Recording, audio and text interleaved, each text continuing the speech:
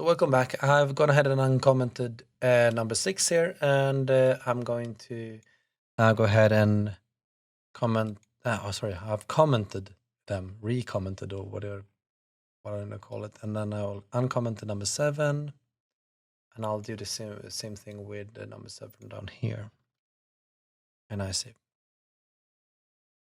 Visually, we can see that they are the same. But we'll start off here in Flexbox because we did it previously. Now, last time we looked into and took a sneak peek in just wrap, flex wrap, what it is. Flex wrap is used to allow Flexbox to wrap. Actually, it's always there, but it's always set on this one, no wrap. So no wrap is the default value. But if I enter wrap, I'm actually allowing it to, when the space runs out, and it's how do you know when it runs out? It says 25% for each item. So it's put 25 there, 25 there, 25 there, 25 there, and then we got to 100%. Cannot be larger than 100%. So when it goes gets to 100%, it gets to the next line. So that's how it knows. Now we can do wrap in very many ways. We can wrap it like that. We can actually, there's a kind of creative ways to do this. We can wrap reverse. See what's going on there. And then everything starts here, and then we go up this direction, which is totally bonkers. It doesn't even go reverse all of it. It really just reverses the line order, not number order. And then I think there could be even more values here, but yeah, it's more unsettling and all of that. It doesn't really matter. I almost never use them. I actually use wrap more than I use no wrap. So that's something I don't like about Flexbox, that it out of the box it has the default value no wrap. When I think most people that you actually use Flexbox actually want to have it on wrap. So I don't know what the default value should be on no wrap. It just makes me irritated, and I have to write extra code every time I use Flexbox. And but that's me. I mean, you might like it, and that's you. After a while, we always get our own, view of what's good, or what's bad, and what we like and don't. Then we go ahead and we item, and it's basically the same as that we previously had. We are not allowing it to grow. We say the Flexbox is 25%. And you see, that is what's going on. I don't know if we actually took this at 23% and was saved. You see, we don't allow it to grow. If I allow them to go like this, now suddenly it kind of, you see what's going on here? I've actually said flex grow 1, which makes them if there is available space, they're allowed to take up that space. So even though they're actually not, if I went 21% here, for example, I would still get the same size. But then suddenly, when I get the possibility of placing an extra item here, if I divide by 5, it should be 5 up here, I get 5. I get 5 all the time, 5 all the time. And then there's actually on the next there, even though those are set to be 20% each, since I'm allowing them to grow and take up the available space on that row, they'll do so. And then I can go back here and write 0. And now it behaves like this. And then I can go back and go write 25, and you know what's going to happen. It's the original state.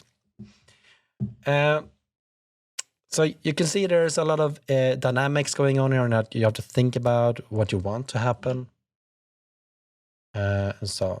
So let's go ahead and look at CSS grid here. I think we'll need a bit more space, more real estate here.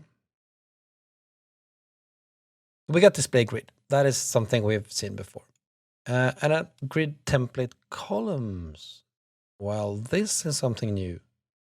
This is entirely new. What grid template columns does is actually, it gives us a kind of a grid. this is actually when it becomes the grid.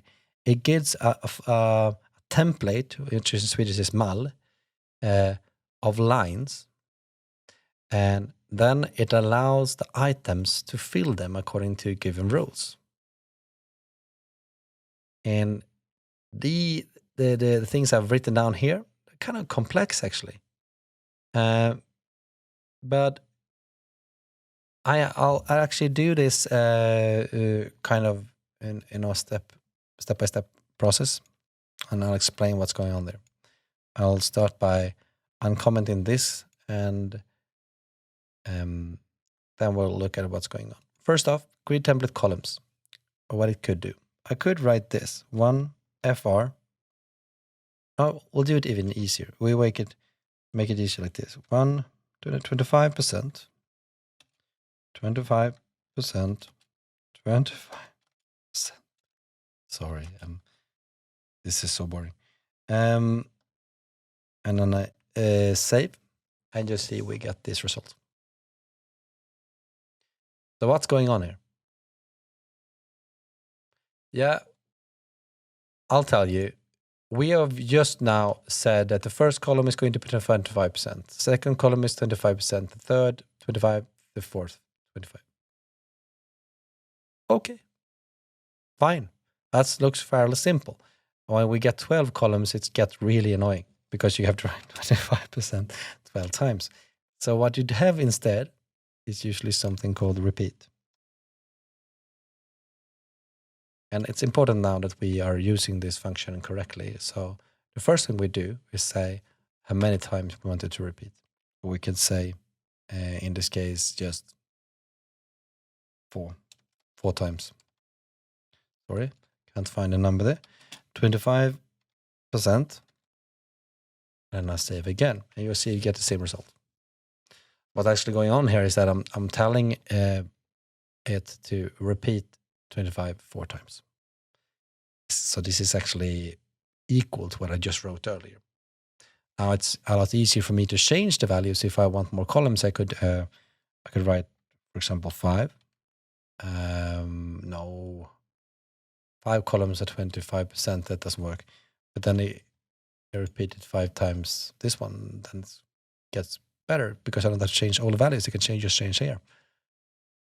See, the usefulness of repeat is grand, but there are more things going on here as well. We are actually looking at something a bit more complex up here. Let's take it down and see what it does. So this is these are kind of new things in new units, new values that you can use in CSS. Repeat, I've already gone over that. And then there's the min max, so I'll start with that. Min max, it actually tells us the minimum and maximum value it can take. I'll go ahead and step back a bit, and we'll start by looking at the autofill. You remember how I previously showed you how CSS Grid was like going all the way over here and all the way to the right? It was because it didn't care. It didn't care. It just said, you said 25%, so it's going to have 25% on however many elements there are. Now, autofill, it takes that into consideration. It's only going to fill with the amount that is possible within the bounds of the parent. So it's not going to go outside the parent size. It's never going to be larger. All the items together will never be more than 100% of the parent size. So that is the first thing. So it's instead of saying 4 there, like we did before, we are actually saying autofill, which means that it's going to look at the sizes of the items and then decide on how many it can be. So if there's going to be 4, no, it's going to be 4, but it could as well be 5 or 3, or depending on the sizes. And depending on the sizes, so which sizes are they looking at? They're looking over here. And in this case, we are doing something that might seem first complex, and together with all of this, it kind of is a complicated thing to understand. So I understand if you have to like stop and wrap your head around it. But min is the first value here, and max is the second. So what min says, it's never, the item is never going to be smaller than 25%. So that's what it's saying. I'm going to save now, so we'll see this is still true here. As you can see, so we have 25%. It's never going to be smaller than that. But max here, it uses a fractional units. Fractional units are allowing things to expand, a bit like you encountered previously. We use flex grow. Flex grow, we could use that with 1, we could use it with 2, we could use different values on it. And it's the same here with fractions. So it's our way to do the same thing in grid. We use fractions instead of using grow. So we can say now that all will grow equally as much in this situation here. But it could also have been that we would have liked some items to grow double the speed, so be able to take up double the space whenever there is space available. We can do that as well. But in this case, we didn't. So we're saying whenever there is extra space available on that line, we'll fill that out. Which means in kind of it's never going to be smaller than this, but it can be larger if there is available space. So that's the simple line of it. Having done so, if I now go to 22%, nothing will change.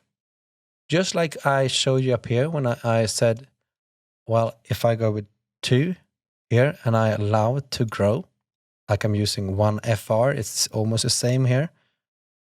You see, it's not going to change. But if I select this one, it says like that, it's definitely going to change, right?